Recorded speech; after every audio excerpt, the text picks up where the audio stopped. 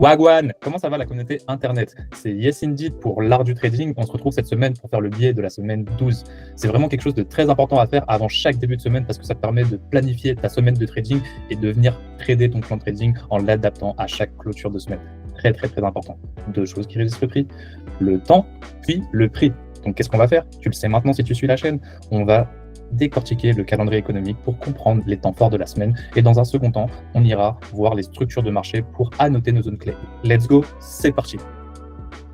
Alors, nous voilà de retour sur le calendrier économique et ici, on entame la troisième semaine du mois de mars, comme je l'ai dit, mais c'est aussi les 2 dernières semaines avant de clôturer le premier trimestre de l'année 2025. Donc, c'est quand même une semaine, enfin 2 dernières semaines qui sont cruciales pour le price action.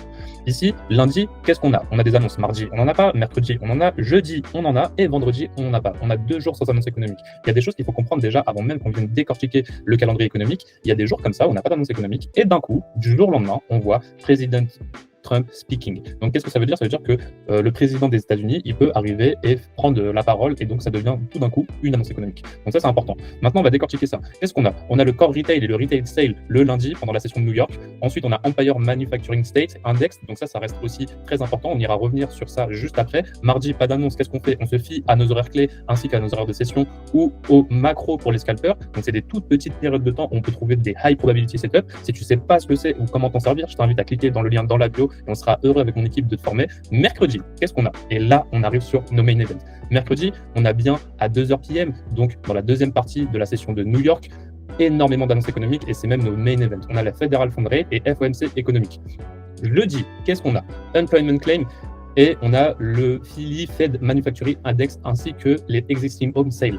Donc ça reste aussi des annonces importantes, notamment Employment Claim et vendredi, pas d'annonce. Donc vous savez comment agir vendredi aussi. Et surtout, si vous avez fait vos profits dans la première partie de la semaine, vendredi, ça sert à rien de venir vous présenter, rendre vos profits, partez en week-end plus tôt. C'est aussi ça le trading, c'est un des avantages qu'on a en tant que trader. Qu'est-ce que c'est que le retail sale?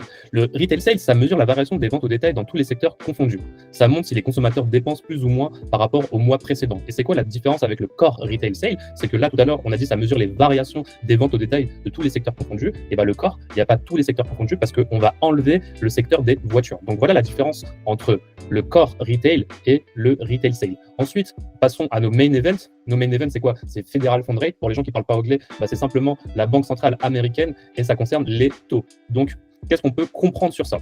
Simplement, c'est les taux fixés par la Fed, la Banque centrale américaine, qui influencent le coût du crédit, donc le coût d'emprunt, donc à combien coûte l'argent. Ensuite, on a FOMC, on a 3 différents. Le FOMC, le premier, c'est les projections, le statement et la conférence de presse. Nous, celui qui nous intéresse le plus, c'est le statement, parce que c'est la déclaration officielle de la Fed expliquant pourquoi elle a décidé ou non de changer les taux d'intérêt qui sont votés à la même heure.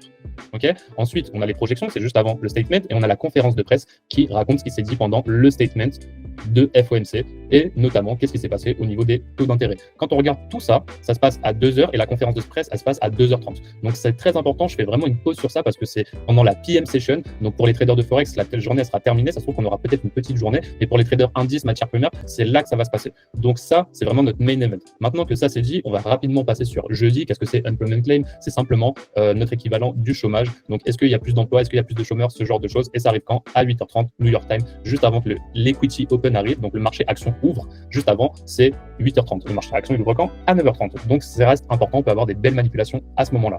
Maintenant que ça c'est dit, on va pouvoir passer enfin sur les graphiques et venir comprendre nos zones clés, notamment sur le SP500 et le Nasdaq, parce qu'on va parler que de ça dans cette vidéo aujourd'hui. Let's go! Nous voilà de retour sur le SP500 à gauche, le Nasdaq à droite.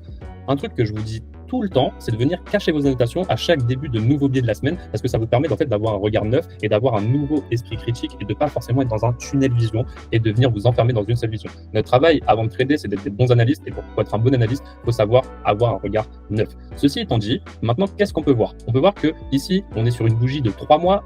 3 mois, qu'est-ce que c'est? C'est un trimestre et un trimestre, il se finit là d'ici 2 semaines qu'on peut le voir ici. Il nous reste 15 jours avant de clôturer le trimestre, donc ça reste 2 semaines assez importantes avant de commencer le deuxième trimestre 2025. Donc, ici, sur le SP500, qu'est-ce qu'on peut voir? Entre ce bas de bougie et ce haut de bougie, on a bel et bien un déséquilibre, ici. Okay, donc, ce déséquilibre, c'est dans lequel on est en train de travailler.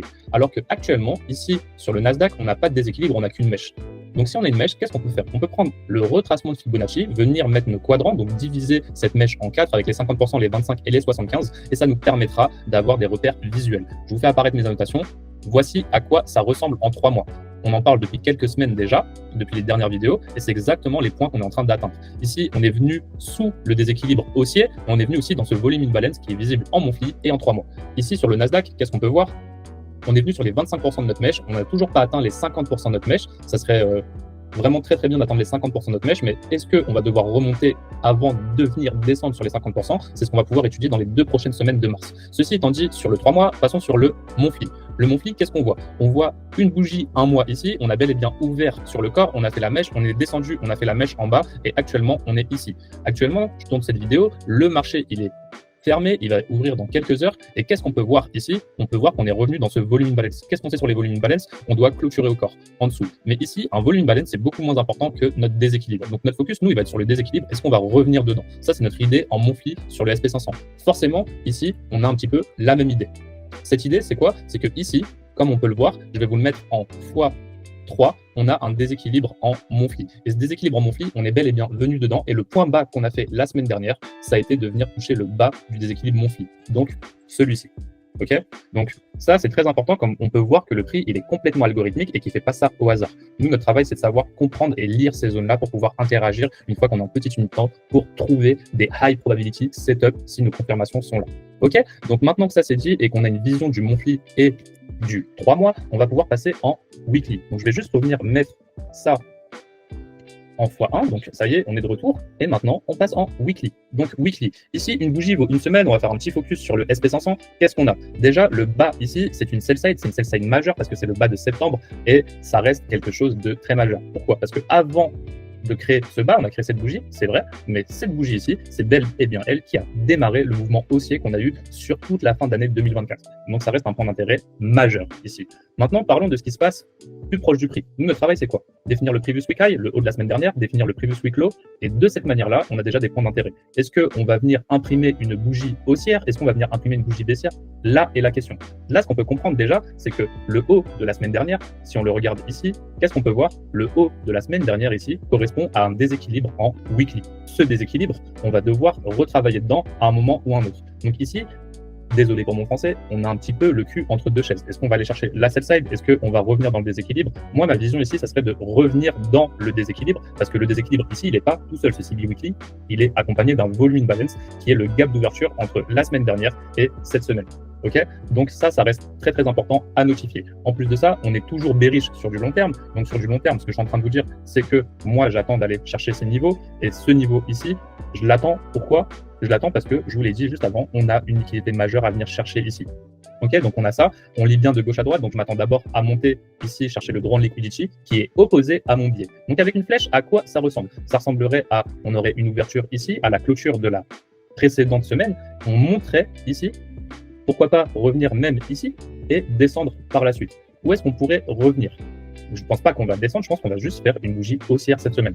Donc si on fait une bougie haussière, il faut bien qu'on ait une manipulation. Où est-ce qu'on pourrait avoir une manipulation? On pourrait venir chercher ici cette mèche, on la délimite, on pourrait venir sur le quadrant supérieur. Donc par exemple, les 25%. Je vais le mettre en avant ici pour que ça soit visible pour toute l'audience.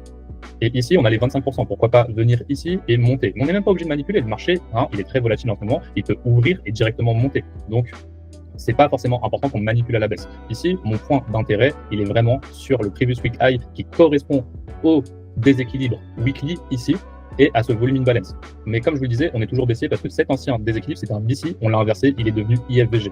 Donc ici, voici mon deuxième point d'intérêt, ça serait de venir chercher le haut de l'IFVG. Et le haut de cet IFVG, à quoi il correspond aussi? Il correspond ici presque aux 50%. Donc on a énormément de confluence ici qui m'intéresse. Forcément, si je m'attends à remonter sur le SP500, alors je m'attends aussi à remonter sur le Nasdaq. D'ailleurs, le Nasdaq, c'est l'actif que je trade le plus.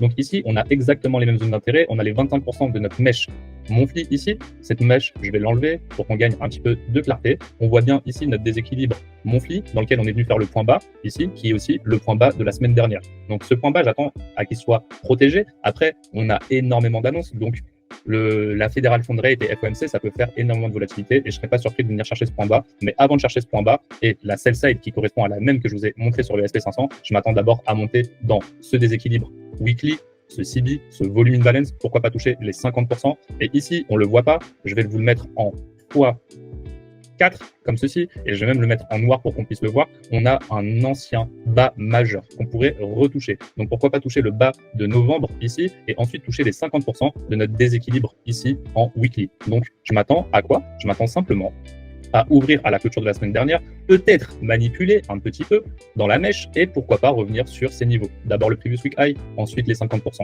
Donc ça, c'est ce que j'attends en weekly. Passons maintenant en daily et on va venir regarder un petit peu nos structures de marché en daily. Ce qui me motiverait ici un achat à mes yeux, ça serait que ici, cet ancien déséquilibre daily en jaune, on vienne l'inverser pour pouvoir monter par la suite vers nos objectifs de la semaine que je suis en train de vous définir. Donc même si mon biais, je vous le répète, il est baissier sur le long terme, ici j'aimerais revenir toucher ce niveau-là. Pour toucher ce niveau-là, on va devoir interagir avec ce dernier déséquilibre qu'on a créé exactement lundi dernier. Ok? Donc pourquoi pas monter et venir s'appuyer dessus. Donc ça me donnerait quoi? Ça nous donnerait simplement ici une ouverture, pourquoi pas une petite manip, monter vers notre objectif. Mais avant de monter, on va devoir repricer ici peut-être et monter par la suite. Donc ça sera quand même une semaine haussière que j'attends sur le SP. Pareil sur le Nasdaq. On a exactement le même déséquilibre à la même date le lundi. Qu'est-ce qui me motive à pouvoir monter? On va regarder le SP500. Ici, le SP500, quand on revient un petit peu dans le passé et qu'on regarde à ce niveau-là, le 12 septembre 2024, qu'est-ce qu'on a eu? On a eu un lot. Ce lot ici, il a bel et bien été pris. Je vais venir vous annoter ceci. Je vais le mettre aussi en noir pour qu'on puisse bien le voir et je vais le mettre en x4. Donc ce lot, il a été pris sur le SP500. Si on reporte la même chose sur le Nasdaq, le bas de septembre 2024, ici, il n'a pas été pris.